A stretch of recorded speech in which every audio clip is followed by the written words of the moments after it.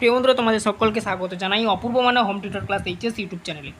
আজ আমি তোমাদের সঙ্গে তোমাদের যে এবিটে টেস্ট পেপার বেরিয়েছে দ্বাদশ শ্রেণীর তৃতীয় সেমিস্টারের, সেই এবিটে টেস্ট পেপার থেকে বাংলা বিষয়ের 5 নাম্বার সেটের ক্লাস করব।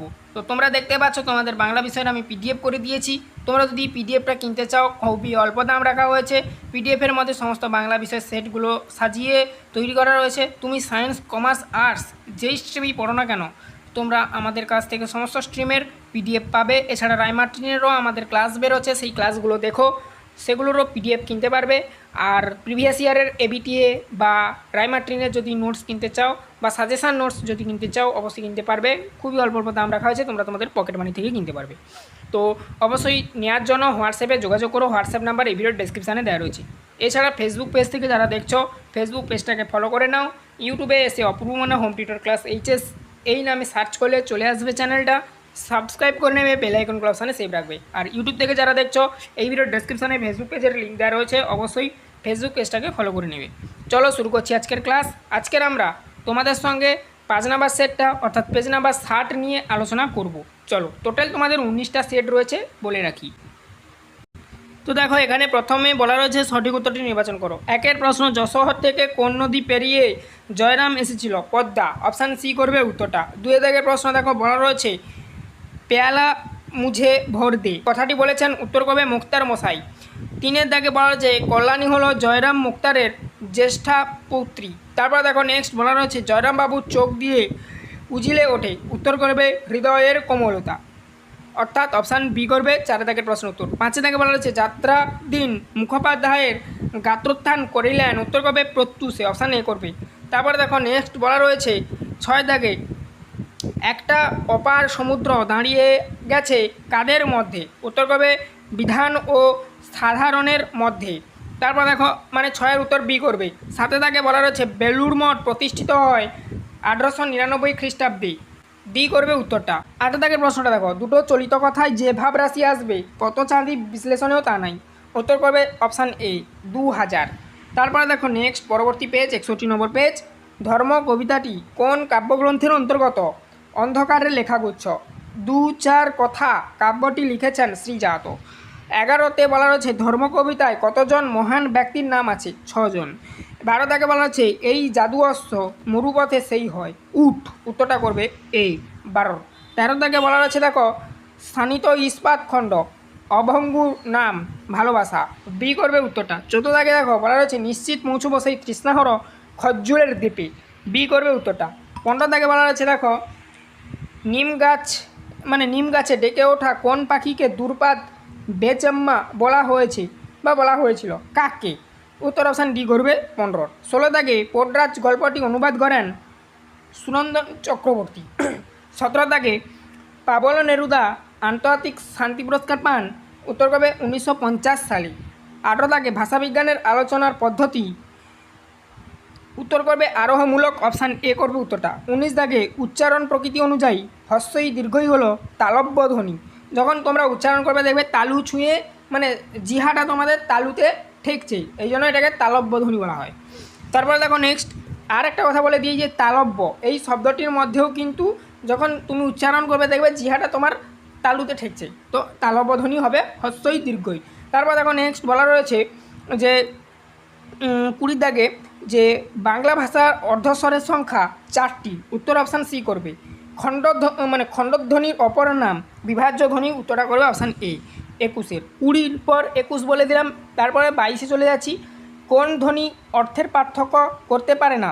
সহধ্বনি, অপশান সি করবে উত্তরটা। 23-এ বলা রয়েছে থিসরাস কী জাতীয় শব্দ, উত্তর করবে গ্রিক শব্দ। 24-এ অন্ন এর আদি অর্থ খাদ্য, বর্তমান অর্থ ভাত, এটি কী ধরনের পরিবর্তন? শব্দার্থের সংকোচ।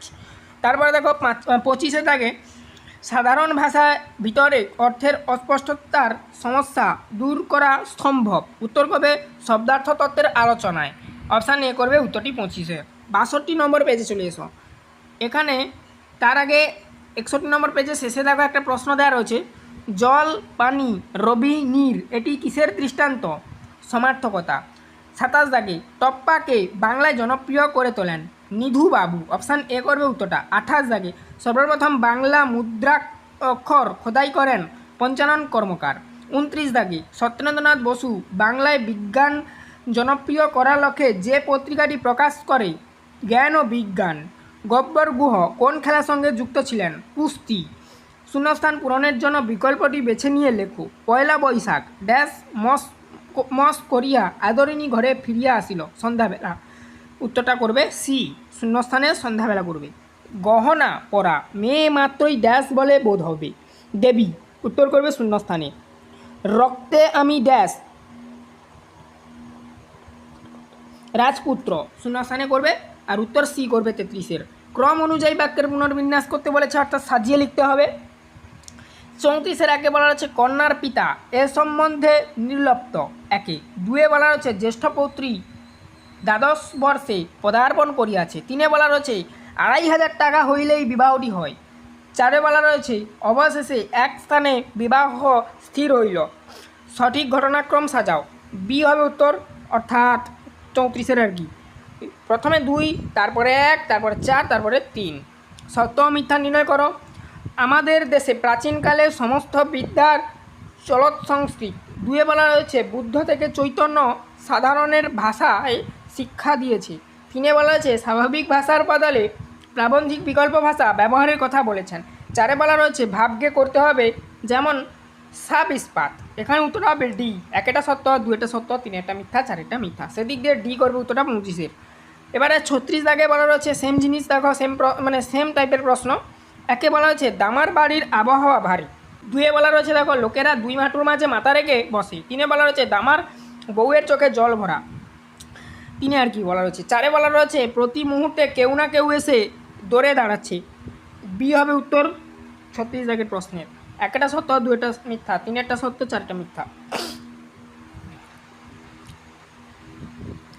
এরপরে দেখো তোমাদের একটা বাম স্তম্ভ ডান স্তম্ভ দিয়েছে, অর্থাৎ স্তম্ভ মিলিয়ে লিখতে বলেছে। এখানে ক স্তম্ভ খ স্তম্ভ বলা হচ্ছে এটাকে, ঠিক আছে। 63 নম্বর পেজে যেটা রয়েছে দেখো, এখানে বলা রয়েছে ক, এটা কী বলো তো হবে, এটা অঘোষ অল্প প্রাণ, তাহলে সি করবে উত্তরটা। ব, এটা হবে ঘোষ অল্প প্রাণ। ধ, এটা হবে যেটা ঘোষ মহাপ্রাণ। আর থ, এটা হবে যেটা, সেটা আছে কি না সবশেষে রইল বাকি যেটা বি, অর্থাৎ অঘোষ মহাপ্রাণ। তো সেদিক দিয়ে উত্তর হবে এ 37-এর। তারপরে দেখো নেক্সট 38 দাগে আবারও দিয়েছে ক স্তম্ভ খ স্তম্ভ। দেখো এখানে বলা রয়েছে 1-এটা হবে সি, 2-এটা হবে এ, 3-এটা হবে ডি, 4-এটা হবে বি।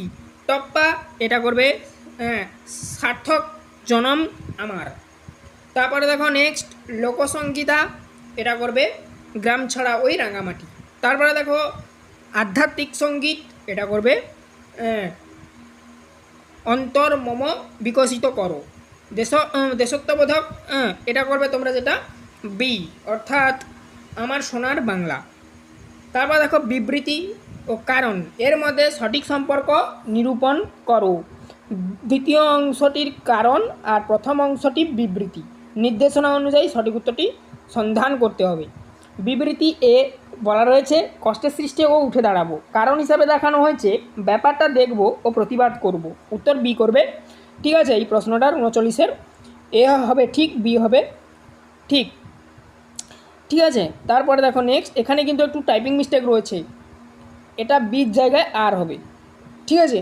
তারপর দেখো একটা কেস বেসড প্রশ্ন দিয়েছে এবং সর্বশেষ প্রশ্ন দিয়েছে 40 দাগে। দেখো তার চেয়ে বলো না, তোমার এই ছেলেপিলে নাতি নাতনিদের খাওয়াতে অনেক টাকা ব্যয় হয়ে যাচ্ছে, ওদের একে একে বিক্রি করে ফেলো। আদরণী প্রসঙ্গে বক্তার কোন মানসিকতা এখানে প্রকাশ পেয়েছে? উত্তর করবে হাতির প্রতি গভীর